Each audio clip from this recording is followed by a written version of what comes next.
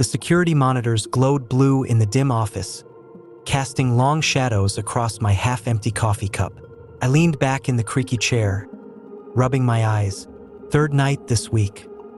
Just me, the hum of the AC, and 16 grainy camera feeds of an empty office building after hours. Routine stuff. I checked my phone. 1:47 a.m. I almost missed it. Just a flicker on camera 7. The east stairwell. My finger hovered over the rewind button. Probably a glitch. But then, I saw him, a man in a dark coat, standing perfectly still on the landing between the 3rd and 4th floors. My stomach tightened. I'd done the rounds myself at midnight. Every door locked. Every room empty. I grabbed the radio. "Hey, Paul, you still on site?" Static hissed back. Paul was supposed to be patrolling the perimeter. No response. I rewound the feed again. The man hadn't moved, just staring at the camera, like he knew I was watching. The radio crackled. "Yeah." "What's up?" Paul's voice. But something was off. Too slow, like he was half asleep. I kept my eyes on the screen. "There's someone in the east stairwell. Did you let anyone in?" Silence. Then softly, "No, no one's here." The man on the screen tilted his head, just slightly, and smiled. My fingers froze over the keyboard. The smile didn't reach his eyes, just a cold, deliberate stretch of lips. I pressed the mic again. "Paul, check your location. I need you to verify the east stairwell. Now." The radio hissed. Then Paul's voice came through, muffled this time. "Copy that." The screen flickered. The man was gone. I switched to the hallway camera outside the stairwell. Empty. Then the lobby. Empty. My pulse hammered against my ribs as I switched back. Camera 7 clear. The stairwell empty. Maybe it really was a glitch. But then I saw it. The basement door, at the bottom of the frame, slightly open. I was sure I'd locked it. The radio crackled again. "Nothing here," Paul said, his breathing ragged, uneven. "You sure you saw someone?" I didn't answer. Couldn't. My eyes were locked on that door. Something pale flickered in the gap. A hand, maybe. The door creaked open another inch. I grabbed my flashlight, stood so fast the chair screamed against the floor. Protocol said call the police. Protocol didn't account for the radio suddenly erupting in static. So loud I ripped the earpiece out. Behind me, the office door clicked open. Not loud, not violent, just deliberate. I didn't turn around. On the monitor, the basement door was wide open now. Nothing inside, just black. The radio, sitting on the desk, whispered one last time.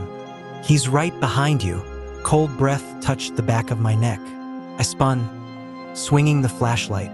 It hit nothing. The office was empty. The door closed. My reflection stared back at me from the dark window. But the monitors, all 16 screens, changed at once. The same image. The man in the dark coat, standing in the basement, looking up at a camera that shouldn't have been able to see him from that angle. His mouth moved. No sound. Didn't matter. I knew what he said. "Come down." The police found Paul 2 hours later. In the boiler room, his radio still in his hand, battery dead. They never found the man in the coat. But sometimes, late at night, when everything is quiet, I hear radio static rise, slow and steady. And I know, he's waiting for me to answer. That night, I ran. The monitors went black, just reflections staring back at me. I bolted out of the office, down the hallway, took the stairs 2 at a time. The lobby was empty, doors locked. My hands shook so badly I dropped the keys twice. Finally got it open. Cold air hit me hard. I didn't stop running until I reached my car. Didn't look back. Not once. The police came. They searched everything. Found nothing. No intruder. No entry. Just Paul. The coroner said heart failure. I knew better. I quit the next day. Left the city. Changed everything. 3 months later, I was unpacking in my new apartment, and I found it. My old security badge. Buried in a box I know I packed myself. I hadn't brought it. I'm sure of that. I turned it over. There was a fingerprint on the back. Dark, like charcoal. I dropped it immediately. That night, just as I was falling asleep, the radio on my nightstand crackled. Just for a second. Just long enough to hear it. You left the door open.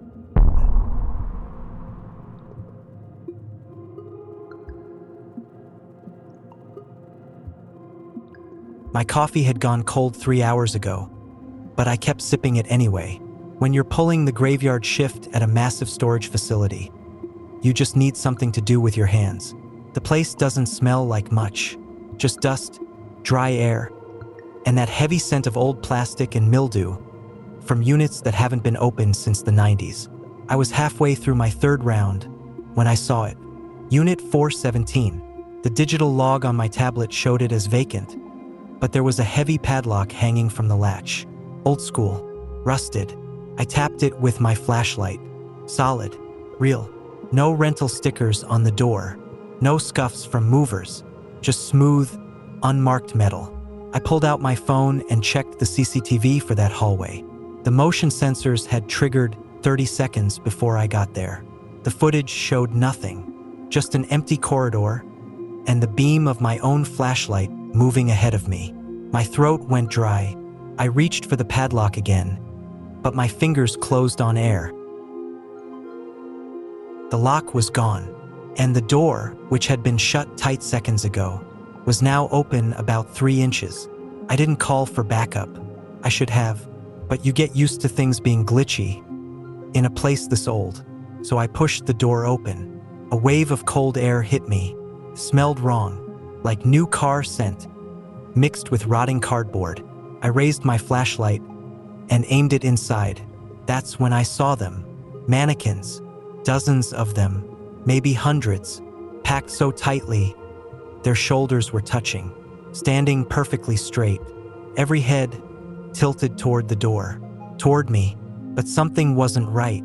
They had no faces, no eyes, no noses, no mouths, just smooth white oval heads. And the light, it didn't reflect off them. It just disappeared into them. They weren't there yesterday. There's no way. I would have heard something. A truck, voices, anything. I took a step back. My heart was pounding so hard, I could feel it in my throat. Then my radio crackled. "Hey, you good?" It was Dave. His voice was buried in static. Sensors keep tripping on level 4. Everything cool? I reached for the radio, but stopped. One of the mannequins was different. 3rd row back, left side. Its arms weren't stiff. They were bent, slightly, and its head tilted just a little more than the others. Then I saw its hands. They weren't smooth plastic. They had fingers, long jointed fingers, twitching. I didn't respond to Dave. I didn't say a word. I slammed the door shut and ran. The hallway felt endless. By the time I reached the security office, I was drenched in sweat. Dave looked up. "You see a ghost or something?" I ignored him, went straight to the monitor, pulled up the live feed for Unit 417. The door was closed, the padlock back in place, the hallway empty. I rewound the footage. Nothing, no movement, no door opening, just me, standing there, staring at a closed door like I'd lost my mind. Dave laughed. But it didn't sound right. "Lay off the caffeine, man. You're losing it." I kept rewinding. 2 hours back, 3. Then, at exactly 2:43 a.m., the feed glitched. I paused it, and my stomach dropped. There was something near the door, tall, thin, reaching for the latch. No face, just that smooth white head. And fingers, too long, too many joints. I stood up so fast my chair slammed into the wall. "I'm done," I said. "Clock me out. Right now." I didn't wait for a response. Grabbed my keys and walked out. The parking lot was silent, empty. My car, the only one there. That's when it hit me. Dave's car was gone. He always parks by the front door. I turned back and looked at the building.